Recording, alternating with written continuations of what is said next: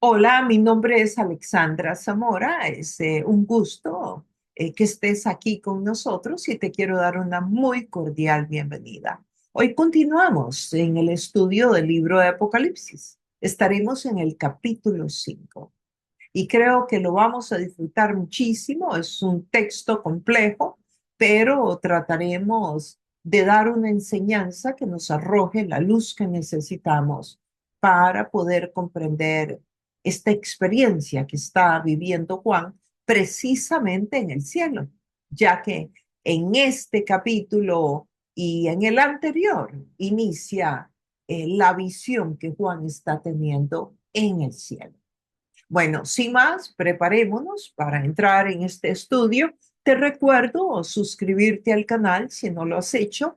Dale un like a esa campanita, a este programa, para que el algoritmo lo envíe muchísima gente y muchos más conozcan este texto bíblico que es tan importante y relevante en nuestros días. Sin más, vamos a continuar. Apocalipsis capítulo 5. Y vi en la mano derecha del que estaba sentado en el trono un libro, escrito por dentro y por fuera, sellado con 7 sellos. Y vi a un ángel fuerte que pregonaba a gran voz: ¿quién es digno de abrir el libro y desatar sus sellos? Y ninguno, ni en el cielo, ni en la tierra, ni debajo de la tierra, podía abrir el libro ni aún mirarlo. Y lloraba yo mucho, porque no se había hallado ninguno digno de abrir el libro, ni de leerlo, ni de mirarlo. Y uno de los ancianos me dijo: no llores, he aquí que, mi amor, no haga ruido. Y uno de los ancianos me dijo: no llores, he aquí que el león de la tribu de Judá, la raíz de David, ha vencido para abrir el libro y desatar sus 7 sellos. Y miré, y ve que en medio del trono y de los 4 seres vivientes y en medio de los ancianos estaba en pie un cordero, como inmolado, que tenía 7 cuernos, 7 ojos, los cuales son los 7 espíritus de Dios enviados a toda la tierra. Y vino y tomó el libro de la mano derecha del que estaba sentado en el trono. Cuando hubo tomado el libro, los 4 seres vivientes y los 24 ancianos se postraron delante del Cordero. Todos tenían arpas, copas de oro llenas de incienso, que son las oraciones de los santos, y cantaban llenas de incienso y cantaban, ah, y cantaban un nuevo cántico diciendo: digno eres de tomar el libro, de abrir sus sellos, porque tú fuiste inmolado y con tu sangre nos has redimido para Dios de todo linaje, lengua, pueblo y nación, y nos has hecho para nuestro Dios reyes y sacerdotes, y reinaremos sobre la tierra. Y miré y oí la voz de muchos ángeles. Michelle, estate quieta. Y miré y oí la voz de muchos ángeles alrededor del trono y de los seres vivientes y de los ancianos, y su número era de millones, que decían a gran voz: el cordero que fue inmolado es digno de tomar el poder, las riquezas, la sabiduría, la fortaleza, la honra, la gloria y la alabanza. Y a todo lo creado que está en el cielo, la gloria y la alabanza. Y a todo lo creado que está en el cielo y sobre la tierra y debajo de la tierra y en el mar, y a todas las cosas que en ellos hay, oí decir: al que está sentado en el trono y al Cordero, sea la alabanza, la gloria, la honra y el poder por los siglos de los siglos. Los 4 ancianos vivientes decían: amén. Y los 24 ancianos se postraron sobre sus rostros y adoraron al que vive por los siglos de los siglos. El capítulo 5 del libro de Apocalipsis es un texto interesante, pero también un texto complejo, profundo, que demanda verdaderamente toda nuestra atención para poder comprenderlo. Así que sí, siempre debemos de estar pendientes del texto y con todos los sentidos puestos en el estudio cuando estamos estudiando la palabra de Dios. Hoy les pido que de manera especial estén atentos para que no pierdan ninguna parte de este estudio que verdaderamente pone muchísimo fundamento para también el resto del libro. Vamos a ir avanzando expositivamente, como siempre lo hacemos, verso por verso y palabra por palabra, tratando de ir desglosando el texto de manera que podamos sacar el mensaje más completo posible. A señal de introducción, el tema central de la Biblia es la redención de la humanidad. Ese es el tema central. Y desde Génesis hasta Apocalipsis, vamos a ir viendo ese peregrinaje en el cual Dios va tratando de narrarnos toda esta aventura espiritual que ha vivido la humanidad verdaderamente desde la misma caída en el pecado de Adán y Eva hasta el libro de Apocalipsis, que es la revelación de los secretos de Dios, el final de los tiempos de la humanidad, donde Dios nos comparte no solamente lo que va a suceder en la tierra, sino también lo que va a suceder en el cielo. En el capítulo 5, precisamente, nosotros vamos a empezar a adentrarnos en esta visión tan particular que está teniendo el apóstol Juan sobre ya en el cielo. Entonces vimos que los primeros 3 capítulos del libro de Apocalipsis, que están aquí en el playlist, el libro de Apocalipsis, que los puedes ir a estudiar ahí para que puedas ponerte al día, en esos primeros 3 capítulos, todo lo que sucedía era en el planeta Tierra. Sí, eran cartas. En el primer capítulo Jesús se presenta. En los siguientes capítulos 2 y 3 nos refiere Juan de unas cartas que son enviadas a 7 iglesias que existían en la provincia de Asia Menor.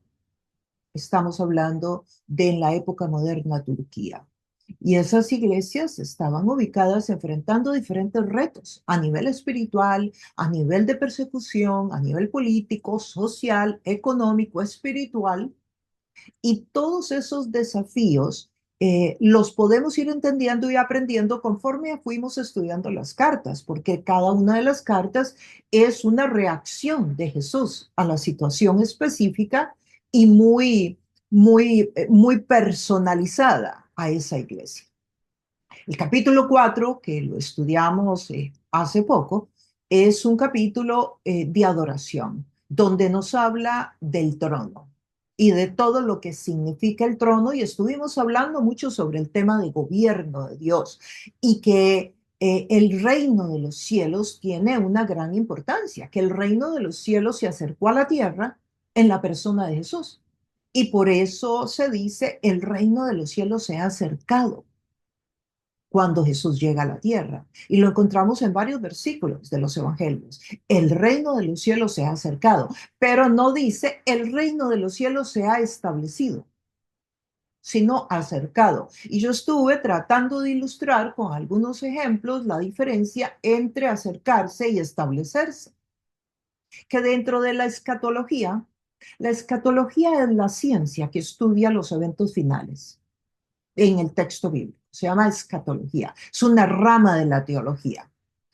En esa rama de la escatología, muy comúnmente en los libros vamos a encontrar una frase que dice ya, pero todavía no. Y se refiere a esto, a que el reino de los cielos se acercó, pero todavía no está establecido. Entonces, ya, pero todavía no. Y cuando yo lo use, ustedes van a poder recordar que me estoy refiriendo a que ya el reino de los cielos llegó, sí, pero no ha sido establecido. Y este tema lo vamos a retomar hoy de una forma muy para ilustrar, pero muy importante en cuanto al tema que acabamos de leer, que es el tema de abrir un rollo. ¿Qué es este rollo? Y qué es lo que va a suceder acá. Entonces, nosotros, en el capítulo 4 se hablaba del trono de Dios y nos compartía Juan, esa visión que él estaba teniendo precisamente ya en el cielo. Porque en el capítulo 4 se da un cambio muy dramático. La visión que Juan está teniendo ya no es de lo que pasa en la tierra, sino que inicia el capítulo 4 diciendo que había una puerta que estaba abierta. Y a través de esa puerta, él fue invitado a subir al cielo para que viera lo que estaba sucediendo. Y ahí estuvimos aprendiendo sobre el trono, dónde estaba, qué personajes estaban alrededor del trono en el cielo, estaban y están actualmente. Entonces ahí pudimos apreciar un poco ya la entrada, como quien dice la entradita a la casa, bueno, la entradita al cielo. Y también dónde estaba el trono de Dios. Ok, hoy nosotros vamos a continuar en el cielo. Sí, Juan continúa revelándonos algo que sucede en el cielo y con un lenguaje del género apocalíptico. El género apocalíptico es un género literario que de hecho solo existe para poder estudiar los textos apocalípticos en la Biblia, que son algunos. Están en el Antiguo Testamento algunas profecías sobre el final de los tiempos, en el libro de Daniel, de Zacarías, de Ezequiel, de Isaías y también, desde luego, en el libro de Apocalipsis. Y se llama así, género apocalíptico. Entonces, el género apocalíptico tiene particularidades muy del género. Una simbología muy rica, muy profunda. La numerología juega un rol importantísimo para poder interpretar correctamente este libro. No es un libro en el que usted se puede aventurar a leer entre líneas o a imaginarse o a sacar conclusiones sin ninguna preparación. Es un libro profundo y hay que estudiarlo para poder enseñarlo. Y con todo el temor a Dios, yo pues abrazo este reto y este desafío de enseñar este libro. Y digo con temor a Dios porque verdaderamente antes de yo enseñar todo mensaje de la Biblia, siempre me lo predico primero. Y si el texto corrige algo en mi vida, me llama la atención en algo, yo primero me alineo con Dios en todos los sentidos antes de enseñarlo. Pero en el libro de Apocalipsis todavía soy más esforzada y más diligente que cuando estudio otros textos bíblicos. ¿Por qué? Porque es más profundo, porque es más complejo, porque hay que tener otro tipo de herramientas literarias para poder ser acertado en la enseñanza y además para darle un mensaje pertinente, o sea, un mensaje relevante para ti y para mí hoy. No solamente un mensaje de querer saber lo que va a suceder, sino yo hoy, ¿qué tengo que hacer con esta información? ¿Cómo esta información me va a ayudar en mi diario de vivir? ¿Cómo la voy a encarnar? ¿Cómo la voy a poner en práctica? Porque definitivamente la Biblia es para ponerla en práctica, no solo para memorizarla. Y Dios no nos deja un libro de este calibre espiritual para que entendamos el futuro si no tiene una relevancia para el hoy y a la hora de nuestra vida. Así que con esa actitud espiritual, con esa reverencia de que Dios nos está abriendo una rendija al cielo, qué privilegio. ¿Cuántas personas en el mundo pueden decir que se meten en esta odisea de aprender el libro de Apocalipsis y de poder por lo menos darle unas pinceladas a este texto tan maravilloso? Vamos a encontrar algunas características del cielo, como por ejemplo que el cielo es real, que el cielo no es un invento, que el cielo es un lugar que sí existe. Y Juan, a partir de este capítulo, nos va a dar como un tour por el cielo, de su experiencia, claro. O sea, Juan está en el año 95 después de Cristo. Está exactamente en el momento en que hay un cambio de milenio. O sea, está muchos años atrás, ¿verdad? Entonces, él nos va a dar una perspectiva con su vocabulario, con el lenguaje que él tiene, con las ideas que él tiene para poder referirnos a toda la experiencia que está teniendo, porque no es esto nada fácil para Juan, y lo hemos visto en el texto ya en los capítulos que hemos estudiado. O sea que el texto está escrito en griego, que era el idioma del Imperio Romano del primer siglo, era un griego que ni siquiera es el griego de hoy, es el griego koiné, un griego que existía en aquella época y sin embargo, podemos saborear que hay mucho de hebreo en la exposición de Juan, a pesar de que está escrito en griego. ¿Por qué? Bueno, porque todo el conocimiento de Juan del Antiguo Testamento, toda su historia, él era judío. Entonces manejaba muy bien el Antiguo Testamento, que era lo que existía verdaderamente en la época de Jesús, era el Antiguo Testamento. El Nuevo Testamento estaba apenas tomando lugar, se estaba llevando a cabo para que fuera escrito. Algunos de los libros del Nuevo Testamento fueron escritos en el año 60, el año 70 después de Cristo. Este es el libro que se escribe más tarde, por allá en el año 95, como les decía. Y desde luego ya hemos estudiado que Juan era el más joven de los discípulos de Jesús y el único sobreviviente en este punto de la historia de la iglesia. Ya para este momento, todos los compañeros de Juan, los otros apóstoles ya murieron y todos en el martirio. Juan está en una isla que se llama Patmos, que existe hasta el día de hoy, está muy cerca de Turquía, sigue siendo una isla griega hoy día, pero está muy cerca de Turquía, y esa isla pequeña era una isla que el imperio usaba como prisión para poner a los presos políticos o aquellas personas que fueran una amenaza para el imperio. Y Juan había sido una amenaza, estaba siendo una amenaza para el imperio. ¿Por qué? Porque estaba predicando la palabra de Dios y para esta altura de la historia ya el imperio perseguía a la iglesia.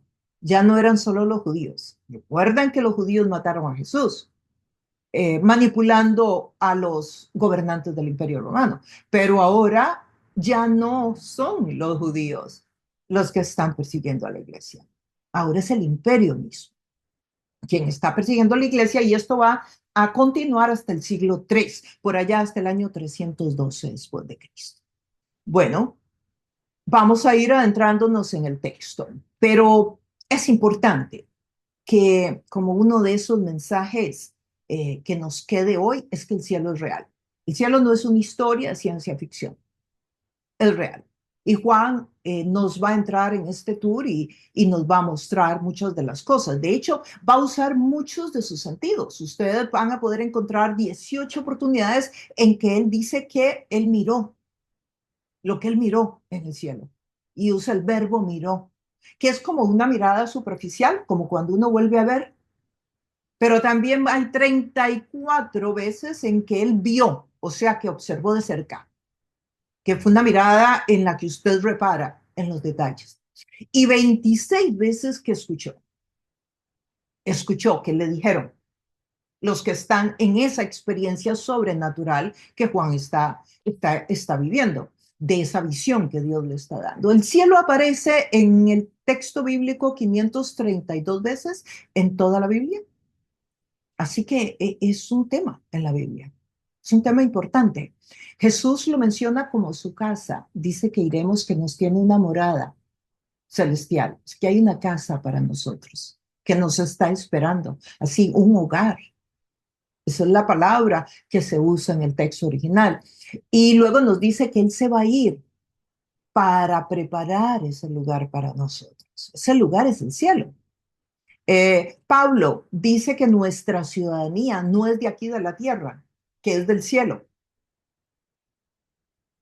Así que, y en el cielo hay muchas cosas que para nosotros deben de ser de nuestro interés. Por ejemplo, nuestro Padre está en el cielo.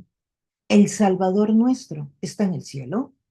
Eh, nuestros seres amados que han partido están en el cielo si creyeron en Jesús. El día que se haga el juicio final, si nosotros hemos hecho algo bueno para otras personas y obedecido a Dios y creído en Dios, bueno, también ahí se nos entregarán los galardones que llama el texto bíblico, que son como recompensas, porque habrá una premiación. ¿No les parece que el cielo tiene un departamento de recursos humanos espectacular? Y esto no, de verdad lo estoy diciendo en tono de chiste, pero está en la Biblia, que habrá una entrega de reconocimientos. Así que el cielo existe. Y yo me atrevo a asegurar que es mucho mejor de lo que la mayoría de nosotros piensa. Yo no sé tú, pero yo antes de conocer el texto bíblico, yo me imaginaba el cielo como un lugar abruptísimo, blanco, blanco, lleno de nubes y un poco de figuras con alas. Honestamente, eso no es lo que me he encontrado en el texto, para nada, para nada. Y yo creo que si Dios tuvo la delicadeza de hacernos este hogar temporal tan hermoso, con estas lunas llenas, con estos atardeceres, con estas montañas, con esta variedad de aves, con todas estas cosas tan hermosas que tenemos en este planeta, imagínense, y este es el hogar temporal, ¿cómo tú crees que puede ser el hogar eterno? O sea, de ser un espectáculo, algo que ni siquiera en nuestra mente humana y finita lo podemos coincidir. Y bueno, resulta que además de todo, el cielo es el lugar donde tú y yo vamos a ir si creemos en Jesús. Así que tenemos que estar interesados en conocerlo, porque vamos para allá, ¿verdad? Si creemos en Jesús, vamos para allá. Usted no hay otra. En algún momento todos los creyentes pasarán para allá. Iniciemos con el texto propiamente. El verso 1 del capítulo 5 del libro de Apocalipsis dice, y vi en la mano derecha del que estaba sentado en el trono un libro. Quiero que pongamos mucha atención. El trono, un libro escrito por dentro y por fuera, sellado con 7 sellos. Esto es el tema central en este capítulo. El que está en el trono, aquí en el capítulo 5 de Jesús, el que estaba en el trono del capítulo 4 era Dios. Pero qué interesante, que es el mismo trono, no es diferente. Y es que, claro, Jesús y Dios Padre y el Espíritu Santo, y eso es lo que es la Trinidad. Dice que había un libro escrito, eso es lo que nos dice el texto, que estaba en la mano derecha del que estaba en el trono, y el que estaba en el trono es Jesús. O sea, Jesús tenía un libro en su mano derecha. Y ese libro estaba escrito por dentro y por fuera. Y además estaba sellado. Y no solo sellado, estaba sellado con 7 sellos. Hablemos un poco del libro. La palabra original aquí es la palabra biblión, librería, biblioteca, que es de donde viene la palabra de la Biblia, claro. Era hecho de una planta acuática que se llamaba el papiro. eh, que también existió después del primer siglo y otro tipo de material, que fue el pergamino. Pero el pergamino era de piel de animales, era mucho más fino y muy poca gente tenía acceso porque era de un costo alto. En este caso se está refiriendo al papiro, que es de unas plantas que tienen unas hojas amplias y esto se trabajaba para poder escribir en él. Era la modalidad de libros de la época. Pues, ¿no? Ya sabemos que eso ha ido avanzando con el tiempo, luego llegamos al papel y pasamos a los PDF y luego a los libros electrónicos y también hoy día a los libros en audio. Eh, eso eran unos rollos y estos rollos no estaban arrollados solo para un lado, sino que era una tira larga en la que se escribía y luego se arrollaban hacia el centro. Así era como los rollos, este rollo al que nos estamos refiriendo. ¿Y por qué dice que estaba escrito por dentro y por fuera? Bueno, porque la mayoría se escribía solo por fuera, pero aquí Juan le llama la atención que esta es una excepción.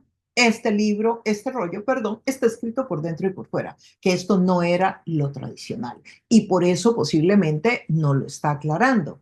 Eh, es un detalle muy especial, ¿no les parece? De parte de Juan. O sea, él mismo quedó como, miren, está escrito por dentro y por fuera. No es como la mayoría de los rollos. Y luego nos dice que tiene 7 sellos. ¿A qué se refiere con los sellos? Bueno, los rollos, como yo les decía anteriormente, se arrollaban de los lados hacia adentro. Bueno, también se les ponían sellos a los rollos, sobre todo a los rollos de tipo legal, que es el caso del rollo que se está abriendo acá, al que se está refiriendo el capítulo. Era un documento legal. De hecho, toda todo el lenguaje que se usa para este rollo es de que era una, un testamento, podría ser, o una escritura más bien, como el documento de una escritura. Eso es lo que está por abrir Jesús, que está en el trono. Conforme el rollo se iba cerrando, se le iban poniendo sellos. Y luego se volvió a escribir otro pedacito y se ponía otro sello. Y se escribió otro pedazo y se ponía otro sello. Los sellos eran como un poquito de cera derretida, que precisamente en las películas, usted seguramente lo ha visto, que los reyes tenían un gran anillo y ponían el anillo sobre la cera derretida en un sobre sellado, por ejemplo. Entonces, la única manera de abrirlo era rompiendo la cera y por lo tanto ya se sabía que ese documento había sido violentado. Bueno, acá tenemos este rollo que está haciendo, que está en las manos de Jesús y tiene 7 sellos, que como les digo, era un documento legal.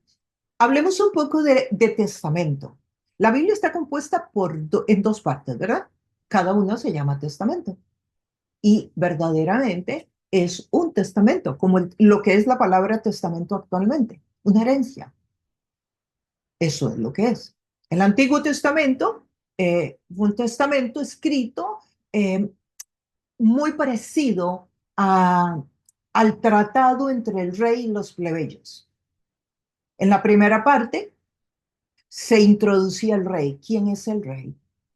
En la segunda parte se presentaban todos los requisitos que el rey pedía a su plebeyo. Y en la última parte, las consecuencias si el plebeyo no seguía con los requisitos del rey. El Antiguo Testamento, toda la Biblia en el Antiguo Testamento fue escrito con esa modalidad y por eso se llama testamento. Ahora, el Nuevo Testamento se escribe un poco diferente y algunas cláusulas del Antiguo Testamento fueron modificadas. Eso le causa mucha confusión a muchas personas y es entendible, pero las cláusulas que no fueron modificadas quedan igual que el Antiguo Testamento y solamente las que fueron modificadas son modificadas, como cualquier contrato que usted hizo en el pasado y ahora lo vuelve a hacer y modifica unas cláusulas. El que está vigente es el actual. De esa manera, entonces, vemos cómo el Nuevo Testamento está vigente.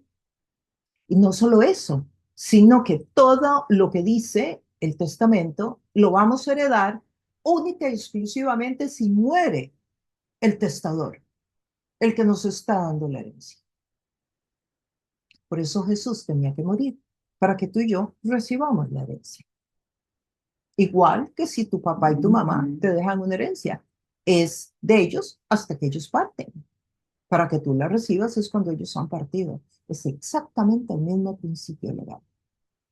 Y aquí tenemos un documento legal. En este caso, como les decía, y vamos a irlo viendo conforme avancemos, estamos hablando de una escritura sobre el planeta Tierra.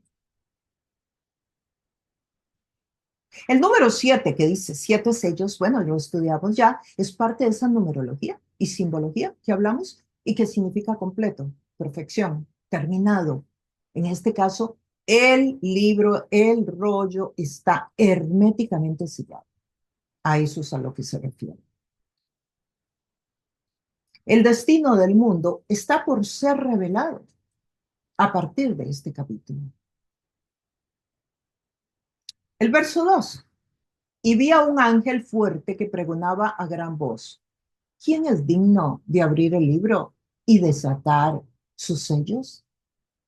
Un gran ángel estaba ahí, gritando y preguntando: ¿quién es digno? Cuando dice que era un ángel fuerte, se refiere a que todo el universo escuchaba. Eso es lo que nos quiere revelar el texto.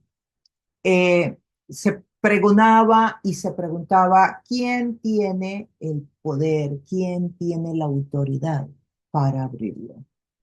Y aquí es donde entra esa parte que les hablé de la escritura.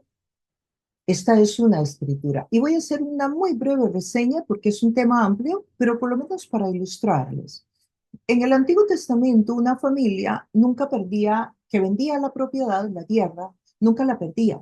Siempre iba a tener la opción de recuperarla. Siempre. Entonces, y siempre se le debía dar prioridad a ese familiar o a esa persona o a un familiar para volverla a comprar. Eh, Igual, y vemos estos ejemplos en varias partes del Antiguo Testamento. En Jeremías 32, lo puedes leer. Jeremías está en la cárcel porque profetizó que el imperio de Babilonia iba a atacar a Israel y que la iba a destruir. Entonces el primo, un familiar, viene y le dice a Jeremías que compre la tierra. Y Jeremías, o sea, ¿para qué la va a comprar? Si él mismo está profetizando que el imperio va a conquistar toda la tierra. Sin embargo, Dios le habla a Jeremías y le dice que la compre para que, porque ellos regresarán a su tierra. El imperio babilónico se los llevará cautivos y regresarán a su tierra. Y entonces así su descendencia tendrá tierra. Sí. Entonces él le compra a su primo. Y qué interesante, porque ustedes saben, en los libros de Daniel, en el Antiguo Testamento y de Jeremías, ellos estuvieron cautivos por ese imperio. Pero luego llegó un rey que los dejó salir y regresar a su tierra. Así que este es el principio del rollo. Jesús es el único que tiene derecho a volver a comprar la tierra. Sí, estamos hablando de un asunto muy interesante, muy profundo, al que podríamos dedicarle mucho tiempo, desde luego. Pero esto nos va dando una idea de lo que está sucediendo y del gran contenido espiritual de la cruz y la resurrección. O sea, esto nos puede sacar mucho de todos los pensamientos reduccionistas que a veces pensamos sobre la cruz y la resurrección. En realidad estaba rescatando el planeta, además de venciendo la muerte. Y es parte de lo que está sucediendo aquí con el rollo. El, eh, Toda la creación en Génesis, cuando Adán y Eva pecan, ellos le entregan la escritura, el título de propiedad, para ser un poco más directa, al rey de las tinieblas. Eso es lo que sucede ahí. Bueno, Jesús viene a rescatar el título de propiedad. Y por eso el ángel está pregonando quién es digno de abrir este rollo, ¿verdad? Y se encuentra con que no hay nadie en la tierra que pueda abrir el rollo. No existe nadie. Y eso lo vamos a ir viendo conforme avancemos aquí en el texto. El verso 3 dice, y ninguno, ni en el cielo, ni en la tierra, ni debajo de la tierra, podía abrir el libro, ni aún mirarlo.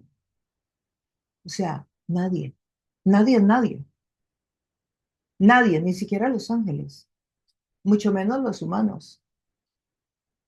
Sí, no existía una persona con esa autoridad, eh, que tuviera la autoridad espiritual para venir a rescatar el título de propiedad de la tierra que había sido entregado.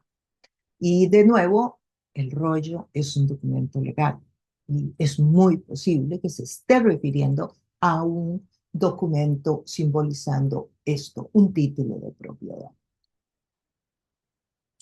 Y nos dice que en el verso 4 dice, y lloraba yo mucho.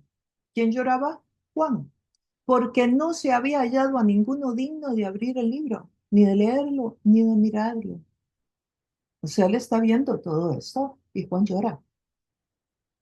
Interesante, ¿no? Las emociones de Juan involucradas en esta historia. O sea, Juan está viviendo ese momento. Y es que si nosotros tenemos experiencias sobrenaturales con Dios, eh, en esos momentos en que la persona puede tener una visión o puede tener un sueño que es puesto por Dios, no un sueño porque comió mucho esa noche, ¿no? Un sueño de Dios, los sentimientos se involucran. Ustedes recuerdan que yo he compartido en algún momento que yo conocí a Jesús un domingo de resurrección, era una Semana Santa, y yo me acosté a las 10 de la noche y yo le pedí a Dios que se presentara en mi habitación. que yo lo quería conocer y que yo hacía un trato con él, que si él se presentaba en mi habitación y transformaba mi vida y me probaba que él era real, porque en aquel tiempo yo no creía en Dios, y me probaba que él era real, que yo le serviría todos los minutos de mi vida. Y también le dije que si yo me iba a ese lugar que le llamaban infierno, que era culpa de él, porque yo humanamente estaba haciendo todo lo que estaba a mi alcance. Y también le dije que le daba tiempo hasta las 6 de la mañana, que si a las 6 él no se aparecía, entonces yo entendería que él no existía, que él era un cuento, una historia más, una leyenda más de la humanidad, creada por la psicología humana. Y yo me desperté a las 6 de la mañana, sentada en mi cama, y tuve una visión con Dios. Y en esa visión que yo tuve con Jesús, es que no voy a entrar en todos los detalles hoy, porque es una historia larga, Jesús me predicó a mí el Evangelio. Me explicó el Evangelio. Me puso su brazo alrededor de mis hombros, lo recuerdo como hoy. Estamos hablando varias décadas atrás. Y caminamos a lo largo de una playa y ahí me explicó el Evangelio. Y usted dice, bueno, ¿qué tiene que ver esto con que Juan lloraba? Bueno, que cuando terminó esa experiencia sobrenatural, yo regresé y estaba en mi cama y eran las 6:30 de la mañana y yo estaba en el mismo lugar. Yo regresé, o sea, yo fui llevada, pero físicamente no fui llevada, pero yo fui llevada. Pero yo no tengo palabras para podérselo explicar a usted. Solo sé que yo sí lo viví. Y usted dirá, pero ¿y cómo está segura? No es una cosa que usted se imagina. ¿Sabes qué? Ese día yo le dije que él me tenía que transformar. Y yo pasé de fumarme 2, 3 cajas de cigarros al día, de tomarme una botellita de tequila y de darme muchos pases de coca para parar y no volver nunca más a esa vida. Pero no fue que tuve un proceso, no fue que fui un psicólogo, no fue que fui a una clínica de desintoxicación, no es que yo me le acosté esa noche a las 10 de la noche, le dije eso a Jesús, me desperté a las 6 de la mañana, tuve esa experiencia y desde ese día nunca más. Y desde ese día sirvo a Dios tiempo completo. Entonces, esto se los comparto, ¿por qué? Porque cuando Juan lloraba, Juan está teniendo nociones dentro de su experiencia. Y yo también las tuve. El hecho de que Dios nos permita vivir una experiencia sobrenatural, de que Dios te toque, de que Dios hable a tu corazón, tal vez caminando en el parque, llevando a tu perro a caminar, tal vez cuando vas en el taxi, tal vez a mitad de un concierto, tal vez en tu propia habitación. O sea, las emociones están involucradas. Dios está trabajando en ti. Ahora, Juan dice que él lloró mucho porque estaba seguramente angustiado, pues no encontraba quién abría el libro. Y luego el verso 5 dice, y uno de los ancianos me dijo, no llores. He aquí que el león de la tribu de Judá, la raíz de David, ha vencido para abrir el libro y desatar sus 7 sellos. Uno de los ancianos me dijo, el verbo aquí es un imperativo, o sea, le dio la orden. Esto es un mandato, no llores. O sea, casi como para y ya. ¿Por qué? Porque aquí que el león de la tribu de Judá, así se describe a Jesús en el Antiguo Testamento. Judá era el mayor de los 12 hijos de Jacob y a Jesús se le escribe en el Antiguo Testamento como el león de la tribu de Judá. La raíz de David, porque era descendiente del rey David. Y por eso la genealogía que usted encuentra en el Evangelio de Mateo, en las primeras 2 páginas, para demostrar que viene de David, para que haya congruencia con lo que aquí se dice y todos podamos creer que Jesús es Dios. Dice, y ha vencido para abrir el libro. Él ha vencido, o sea, quiere decir que hubo una lucha, que hubo una batalla. O sea, y él venció. Y además puede desatar los sellos. El problema está siendo resuelto para Juan, ya no tienes por qué llorar, porque sí hay quien haga de poder abrir los sellos. La palabra vencido aquí se refiere a la palabra Nike, sí, como la marca de deporte, que significa victoria. Y el objetivo del triunfo es precisamente que pueda abrir el libro. para que podamos conocer el destino de la humanidad y la historia y todos los finales. Esta victoria se fundamenta en la muerte y en la resurrección de Jesucristo. Ahí, de nuevo, si me permiten, usemos ese término, ya, pero todavía no. Sí, en la muerte y en la resurrección de Jesús es ya, ya empezó la victoria. Pero aquí en el capítulo 5, cuando esto suceda, porque esto es algo que va a suceder, en ese momento, entonces la victoria se solidifica, se establece. Entonces ya, pero todavía no. En la cruz nos redime, en la cruz nos salva, pero el reino venidero se establece a partir del cumplimiento de estas visiones que está teniendo Juan. Por eso todavía vemos crímenes, vemos niños con hambre, vemos desastres naturales, vemos el odio del ser humano, vemos la segregación, vemos todos los problemas sociales, la injusticia de muchas personas, los gobernantes corruptos y tantas otras cosas, porque este no es el reino de Dios. Sí, pero todavía no. Llegó con Jesús, pero no está establecido en todo su sentido.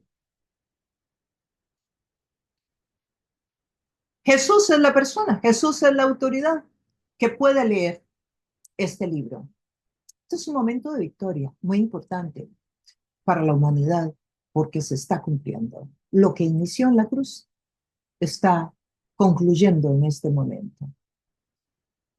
Esta profecía tiene todos los secretos y decretos de Dios.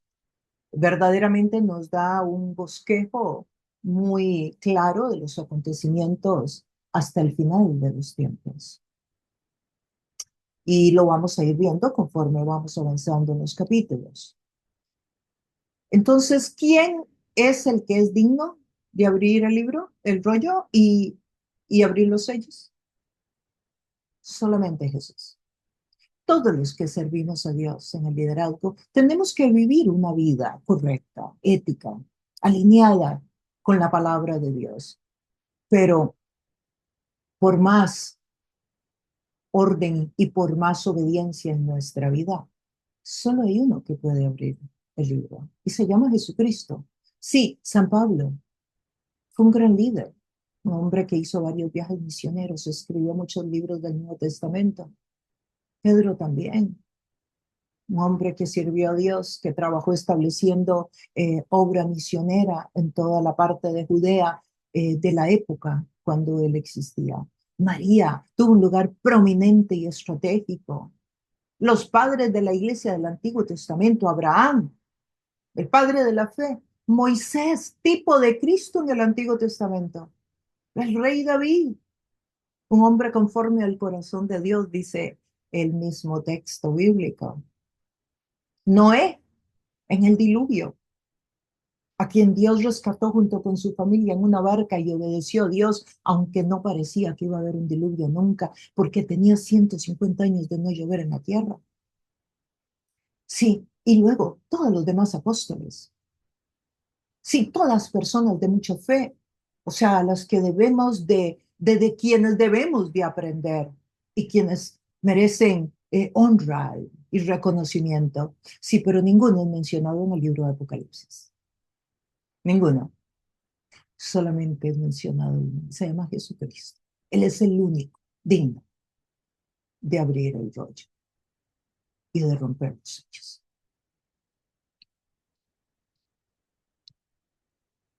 El mundo entonces está a punto de ser retomado de vuelta. La propiedad está a punto de ser comprada de vuelta. ¿Por quién? Por el dueño de la propiedad, por Jesús. Si usamos esta enseñanza, que tantas veces en el Antiguo Testamento, y no solo con propiedades, puedo entrar en otras áreas más. Lo puede encontrar en el libro de Esther, si quiere entender más este concepto. En el libro de Esther sucede algo parecido con el tema de la propiedad. Y como les dije, también en el texto bíblico en Jeremías 32. El mundo está llegando a sus etapas finales. La victoria ha sido alcanzada a través de la muerte y resurrección de Jesús. El verso 6. Y miré y vi que en medio del trono y de los cuatro seres vivientes y en medio de los ancianos estaba en pie un cordero, como inmolado, que tenía siete cuernos, siete ojos, los cuales son los siete espíritus de Dios enviados por la tierra. Miré de nuevo los sentidos de Juan. Miré, ¿sí? Aquí vemos y estudiamos en el capítulo anterior. En el capítulo 4 usted puede encontrar toda la enseñanza sobre quiénes son estos seres vivientes y quiénes son estos 24 ancianos, que yo sé que es una de las preguntas que más nos hacemos sobre este libro. Está en el capítulo 4. Y ahí está toda la explicación en detalle. Y dice, estaba en pie un cordero como inmolado. En primer lugar, el cordero de Dios en todas las narrativas bíblicas siempre está sentado a la derecha del Padre. Estamos de acuerdo, ¿verdad? Solo hay un caso en toda la Biblia en que Jesús se pone de pie. ¿Cuándo es? Correcto. Cuando Esteban, el primer mártir del Nuevo Testamento, está siendo apedreado, muchachito de unos 14, 15 años, que está predicando el Evangelio y es apedreado y es asesinado. Y la ropita de ese muchacho se pone a los pies de uno de los asesinos. ¿Y quién era? Saulo de Tarso, que luego se convierte en el apóstol Pablo, el hombre que más libros escribe del Nuevo Testamento. Y ahí inicia la persecución contra la iglesia en el primer siglo. Ahí en esa oportunidad Jesús se pone de pie. Y lo sabemos porque Esteban antes de morir dice, y estoy viendo al Hijo de Dios de pie al lado del trono, ante la sangre derramada del primer testigo, como le llama el Nuevo Testamento a los mártires, testigos. Ahora aquí nos estamos encontrando a Jesús de nuevo de pie. Dice, y el Cordero de pie.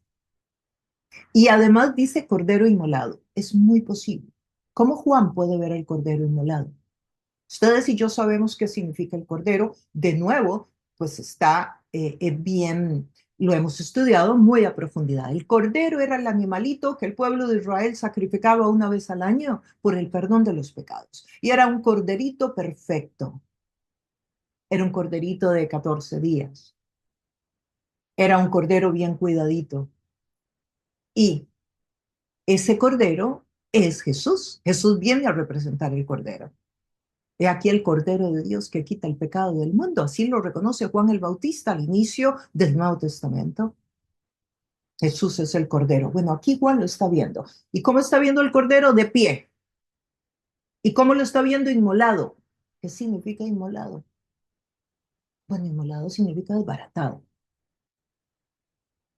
O sea que pareciera como que cuando lleguemos al cielo, para que así no nos quepa duda que la historia fue real, nos vamos a encontrar a un Jesús todavía con sus manitas, con las marcas en sus pies y en sus manos. No puedo afirmarlo, pero es que si no, ¿cómo puede saber que está inmolado? Y si eso es lo que está viendo y nos lo está contando para que sepamos cómo es el cielo y lo que vamos a encontrar. Y ya esto, y hemos visto que además hay otros títulos más que se le dan aquí a Jesús en este texto, porque dice que está de pie y que tenía siete cuernos, o sea, un cordero con siete cuernos. Sí, ya no es aquel corderito que mataban en el Antiguo Testamento, ¿verdad? No, ahora es un cordero con cuernos. ¿Y qué significan los cuernos? Significa poder. Los cuernos es lo que tienen estos animales cuando son adultos, cuando crecen, y es con lo que tienen las victorias en el campo. Aquí el cordero tiene cuernos. Está hablando de poder, está hablando de dominio, está hablando de victoria, está hablando de que ganó la gran lucha espiritual que se llevó a cabo cuando él estuvo en la tierra y que la venció. La venció cuando parecía que estaba derrotado en una cruz desbaratado. Era cuando le estaban poniendo la corona de rey y señor del universo. Y luego dice que tiene siete ojos. Los ojos son sabiduría, son conocimiento, son profundidad, los cuales son los siete espíritus de Dios, que son enviados a la tierra, se refiere al Espíritu Santo.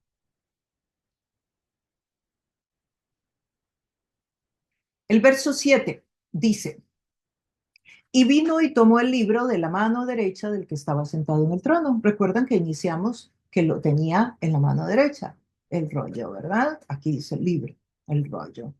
Así que Juan nos presenta esta acción y continuamos en el 8 y dice, y cuando hubo tomado el libro, los seres vivientes, los cuatro, los 24 ancianos se postraron. Los 24 ancianos, ya lo hablamos en el pasado, en el estudio anterior, capítulo 4, representa a los creyentes que existieron, que existen y que van a existir. Los seres vivientes son las jerarquías angelicales, aunque también en otros momentos van a representar a los seres humanos. Y todos, dice, tenían arpas. O sea, todos tenían, cada uno tenía un arpa, es lo que nos dice el original. Y copas de oro llenas de incienso. El incienso siempre ha tipificado la oración de los creyentes que sube a la presencia de Dios, que son las oraciones de los santos. Sí, el incienso es una tipificación de la oración. Y aclaro eso, ¿verdad? Porque sí que los inciensos huelen muy rico y perfuman muy rico la casa, pero usted no vaya a creer que el incienso le puede limpiar la casa. Lo que limpia su casa, de que no haya nada malo en su casa, es verdaderamente la presencia de Dios. O sea, no el incienso. El incienso le perfuma la casa. Esto lo que representa es la oración. Y todo esto luego nos dice que todos tenían arpas, copas y que son las oraciones de los santos. Pero el verso 9 dice, y cantaban un nuevo cántico diciendo, digno eres de tomar el libro y de abrir sus sellos. Sí, ya ahora es en adoración. Sí, el Cordero es digno de tomar el libro, es digno de abrir sus sellos, porque tú fuiste inmolado. Aquí nos da la razón, porque solo Jesús es digno. ¿Y por qué toda la gloria es para Jesús? ¿Y por qué toda la honra es solo para Jesús? ¿Y por qué no la podemos compartir con más nadie? Porque el texto lo dice. El texto lo dice. Y si el texto lo dice, y si eso es lo que Dios quiere de nosotros, ¿para qué vamos a hacer algo que Dios no va a recibir? ¿Qué sentido tiene? O sea, Dios dice una cosa y nosotros hacemos otra. ¿Qué sentido tiene? ¿Y qué? ¿Y Dios tiene que adaptarse a lo que nosotros queremos? No, no, no es así. Dice que Él es el Cordero inmolado. Dice que por eso Él tiene la autoridad para abrir el libro. Y con tu sangre, y clarifica, y con tu sangre nos has redimido para Dios. O sea, con su sangre. Habla de la crucifixión y de todo linaje, lengua, pueblo y nación. Aquí ya habla de la inclusión, de que es para todas las naciones. Dice, y con tu sangre nos has redimido para Dios, de todo linaje, de toda lengua, de todo pueblo, de toda nación. O sea, todos llegamos a ser ciudadanos del cielo. No importa de cuál raza venimos, de cuál país venimos, de qué color de piel, cuál es nuestro color de piel, cuál es nuestro historial. No importa cuál es el idioma que hablamos, el grupo étnico al que pertenecemos. Dice que esto es para toda la humanidad. Y esto es algo maravilloso en lo que usted puede ir a estudiar el libro Hechos, capítulo 15. Ahí habla de una reunión que tuvieron los apóstoles, donde queda como un decreto de que el Evangelio, la verdad, la vida, la palabra de Dios fue entregada al pueblo de Israel en el Antiguo Testamento, pero en Hechos, capítulo 15 se decreta en una reunión de Pablo, Bernabé, los apóstoles, y quien está dirigiendo la iglesia de Jerusalén en aquel momento, que es Jacob. Lea el capítulo 15 y se va a enterar de esa maravilla.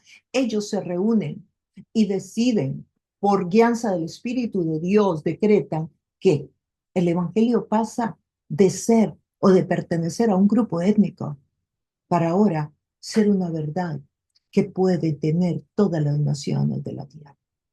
Es precisamente en Hechos 15.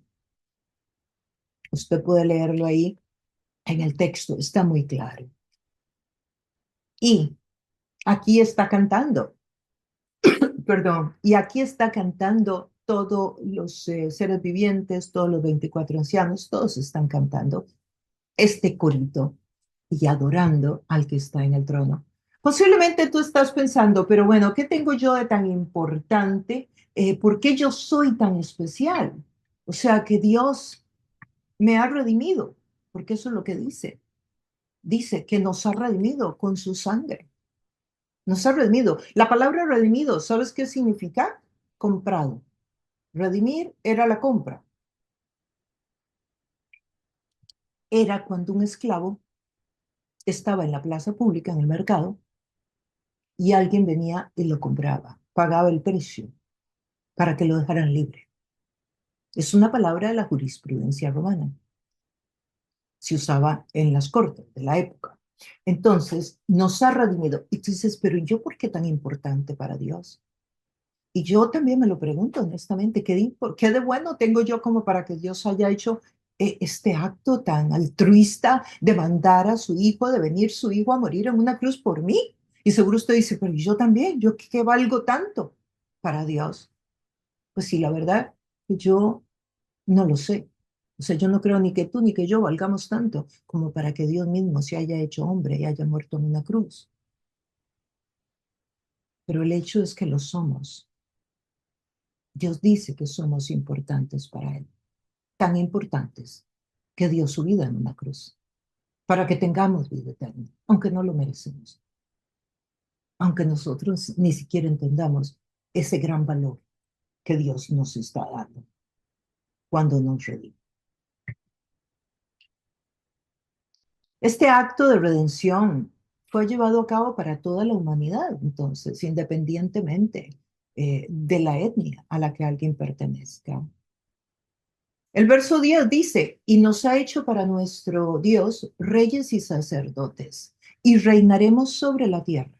O sea, aquí hay dos funciones que nos son entregadas, reyes y sacerdotes. Él nos hizo reyes, Él nos hizo sacerdotes. Reyes significa que compartirá con nosotros su poder y su gloria. ¿En dónde? En el cielo. Y luego dice que nos ha hecho sacerdotes. Sí, o sea, hoy nosotros podemos hablar directamente con Dios. Nosotros no necesitamos intermediarios, ser un sacerdote. Y usted dirá, pero ¿cómo es eso? Claro, esta palabra sacerdote significa pontífice, viene de la palabra puente, puente entre Dios y los hombres. Dice que somos el puente. Jesús es el mediador entre Dios y los hombres. Y como ahora estamos en Cristo, o sea, imagínese a Cristo y usted está dentro de él. Entonces, usted tiene libertad para hablar con Dios Padre en Cristo. Tiene que creer en Cristo primero. Bueno, ¿por qué? Porque nadie es digno de pararse delante de Dios Padre estando en pecado, porque dice el texto que moriría. Pero como estamos en Cristo, podemos orar al Padre, podemos presentarnos delante del Padre a orar y vamos a poder presentarnos en los tiempos finales en el cielo. Esta palabra tiene su origen en el Antiguo Testamento, en el tabernáculo. El tabernáculo estaba dividido en tres: el patio, donde todo el mundo llegaba; el lugar santo, donde solamente llegaban los sacerdotes a quemar el cordero, el sacrificio, a presentar el incienso, como les explicaba, símbolo de la oración, etcétera, lugar santo. Y luego había otro que se llamaba el lugar santísimo. El lugar santísimo era donde Dios descendía a hablar con el sacerdote, no con los sacerdotes, con el sacerdote en el lugar santísimo. Y ahí, en ese lugarcito, ahí descendía Dios, le daba instrucciones al sacerdote principal, Aarón, era el que estaba con Moisés, por ejemplo, y él podía salir de ahí y compartir con el pueblo la revelación de lo que Dios le estaba dando. Bueno, pero ahora dice el texto bíblico que nos hizo a todos sacerdotes. O sea, nosotros todos entramos al lugar santísimo. No hay excepción de creyentes. No es que unos creyentes sí, otros no. No es que, a los que son más buenos sí, a los que no, no. No que yo, que porque sirvo al Señor tiempo completo, entonces yo tengo un acceso mayor al lugar santísimo que cada uno de ustedes. De ninguna manera. Todos tenemos, por todos se pagó el mismo precio, todos tenemos la misma autoridad, los mismos derechos y también los mismos requisitos. La santidad es igual para todos, la obediencia es igual para todos, pero también los beneficios son iguales para todos. Y a eso se refiere con lo de que somos reyes y sacerdotes. Y aquí de nuevo, en el texto nos habla de una honra, porque dice que reinaremos con Cristo, en otros textos más que vamos a encontrar. O sea, que reinaremos con Cristo. O sea, no es una cosa como tan aburrida, irse al cielo ahí a cantar todas las 24 horas. Y dice el verso 11, y miré y oí la voz de muchos ángeles alrededor del trono y de los seres vivientes y de los ancianos, y su número era de millones de millones. Aquí están los ángeles, todos alrededor del trono, los seres vivientes, los ancianos, y eran millones de millones. O sea, los ángeles son millones de millones, mucho más de lo que nosotros tenemos. Un lenguaje totalmente apocalíptico para darnos a entender la grandeza del reino de Dios. El verso 12. Decían a gran voz, el cordero que fue inmolado es digno de tomar el poder, las riquezas, la sabiduría, la fortaleza, la honra, la gloria y la alabanza. Para los judíos, que era la audiencia principal en aquel momento, eh, estaban entendiendo perfectamente el mensaje del Cordero. Ellos sabían perfectamente que el Cordero se refería a aquel Cordero que era sacrificado una vez al año y que había muerto en la cruz. Que ellos no entendieron cuando murió en la cruz. Ellos no entendieron por qué Jesús, por qué Dios primero se presentó como Cordero inmolado y no de una vez como Rey, Señor de todo lo establecido, que fue parte del por qué lo crucifican. Bueno, dice que el Cordero es digno, es el único que es digno de tomar el poder, la riqueza, la sabiduría, la fortaleza, la honra, la gloria y la alabanza. Y el verso 13, y a todo lo creado que está en el cielo y sobre la tierra y debajo de la tierra y en el mar y a todas las cosas que en ellos hay, oí decir, al que está sentado en el trono y al Cordero, sea la alabanza, la honra, la gloria y el poder por los siglos de los siglos. Esta es una adoración de Dios y del Cordero para que participemos con Él.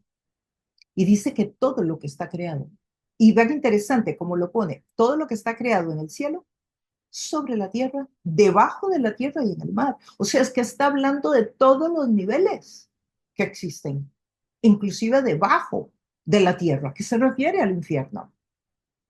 O sea, dice que todos esos cuatro espacios, cielo, tierra, debajo de la tierra y en el mar, todos van a adorar a Dios. Y es que si usted va a Filipenses capítulo 2, allá los versos 10 y 11, usted va a encontrar que dice, y toda rodilla se doblará y toda lengua confesará que Jesucristo es Dios.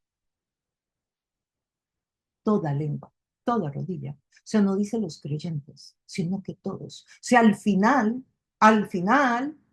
todo ser humano, toda persona que haya muerto, toda persona que esté viva, todos van a tener que adorar a Jesucristo como el Señor. Y eso no significa que su final va a cambiar.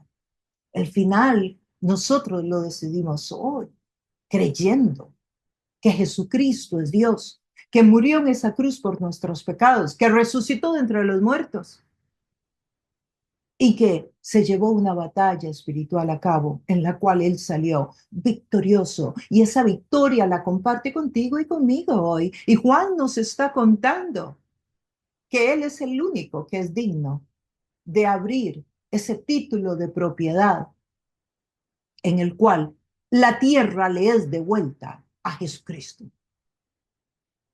Porque Él es el que venció. Él la compró. ¿Cómo la compró? La compró con su sangre. Precisamente con su sangre. Entonces, los cuatro seres vivientes decían, amén. Y los 24 ancianos se postraron sobre sus rostros y adoraron al que vive por los siglos de los siglos. El gobierno de tu país, la filosofía, las ideologías que han surgido a través de la historia de la humanidad El cuidado del planeta, la religión, no salva a nadie. El que salva es el Cordero Inmolado, que está en el trono y que es digno de tomar el rollo y de romper el sello, los sellos, para que conozcamos el destino de la humanidad en los tiempos finales. Y de Él es toda la gloria y todo el poder y toda la honra y toda la alabanza. Y nosotros hoy decidimos si creemos en ese sacrificio, en su palabra, y tomamos la decisión de caminar con Dios, de ser parte de esta adoración que se estaba llevando en el cielo, que Juan nos está compartiendo hoy. Entonces, ¿qué vas a hacer? ¿Te vas a unir a la adoración? Hoy tú decides si tú quieres seguir a Cristo. Hoy decides también hacia dónde vas en tu vida. Y esta es una invitación que nos hace el texto a unirnos en la adoración frente al trono de Cristo. Gracias, muchas gracias por habernos acompañado, todo un privilegio. Siempre eres bienvenido y bienvenida. Y bueno, hemos terminado por el día de hoy. Sin embargo, esta enseñanza pues seguirá siendo parte de nuestra reflexión durante los próximos días.